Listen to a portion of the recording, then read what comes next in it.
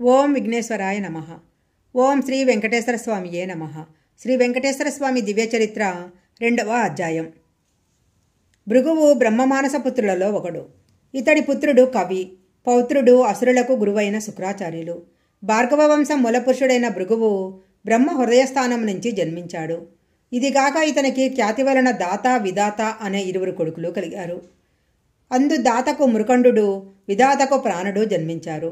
ప్రాణుని కొడుకు వేదశిరుడు, వేదశిరుని కొడుకు ఉసేనస్సు, మృకండుని కొడుకు మార్కండేయుడు.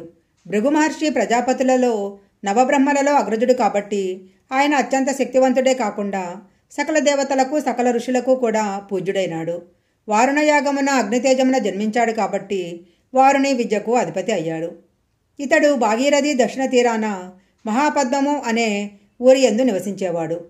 అతని భార్య పులోమ గర్భవతిగా ఉన్నప్పుడు ఒకరోజు భృగువు, నేను నదీ తీరాన స్నానానికి వెళ్ళి వస్తాను, ఈలోగా నువ్వు నిత్యాగ్నిహోత్రానికి అవసరమైన సామగ్రి కూర్చు అని చెప్పి వెళ్ళిపోయాడు.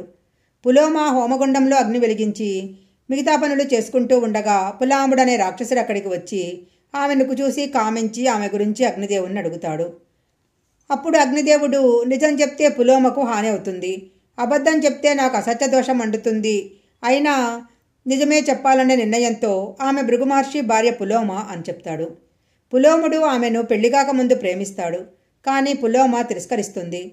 ఇప్పుడు సమయం వచ్చిందని ఆమెను చెరబట్టాలని నిశ్చయించి పెద్ద వరాహంగా మారి ఆమెను తన భుజాలపై వేసుకొని పారిపోవటానికి ప్రయత్నిస్తాడు.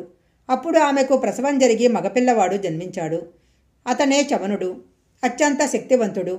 ఆ బాలుడు కోపంతో పులోముణ్ణి చూడగానే మంటలలో పులోముడు కాలిపోయాడు. అప్పుడు పులోమ ఆ పిల్లవాడిని తీసుకొని ఆశ్రమానికి పోయి జరిగినదంతా భృగువు చెప్తుంది. భృగువు కోపంతో నీ గురించి ఎవరు చెప్పారు అని అడుగుతాడు. అప్పుడు ఆమె అగ్నిదేవుడు చెప్పాడు అని చెప్తుంది. అప్పుడు అగ్నిదేవుడు, అబద్ధం చెప్తే పాపం చుట్టుకుంటుందని నిజం చెప్పాను అని పలుకుతాడు. భృగువు, ఇక నుంచి నువ్వు సర్వభక్షకునికి అవుతావు అని శపిస్తాడు.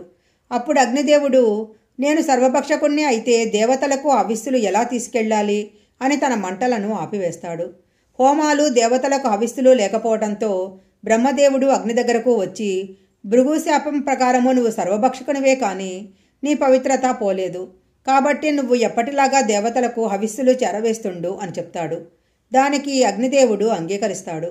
అంతటి శక్తివంతుడు భృగు మహర్షి కాబట్టే భగవద్గీతలో శ్రీకృష్ణ పరబ్రహ్మ ఇలా చెప్తాడు, మహర్షులలో భృగు మహర్షిని నేనే, అక్షరములలో ఓంకారాన్ని నేనే, యజ్ఞాలలో జపయజ్ఞము నేనే, స్థావరాలలో హిమాలయము నేనే అని పరమాత్మ పలికాడు. శ్రీ మహావిష్ణువే భృగు మహర్షి అని మనకు అవగతమవుతుంది.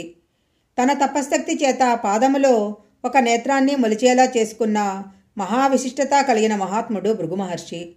అందువల్ల త్రిమూర్తులను పరీక్ష చేయగల కార్యము ఆయన మాత్రమే చేయగలడు అని దేవతలు నిశ్చయించారు.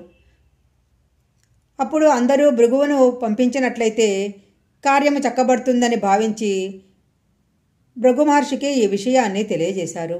భృగు మహర్షి తనపై పెట్టిన ఈ కార్యసాధనకు వారి వద్ద సెలవు తీసుకొని బయలుదేరాడు. శ్రీ వెంకటేశ్వర స్వామి దివ్య చరిత్ర 2వ అధ్యాయం సంపూర్ణం.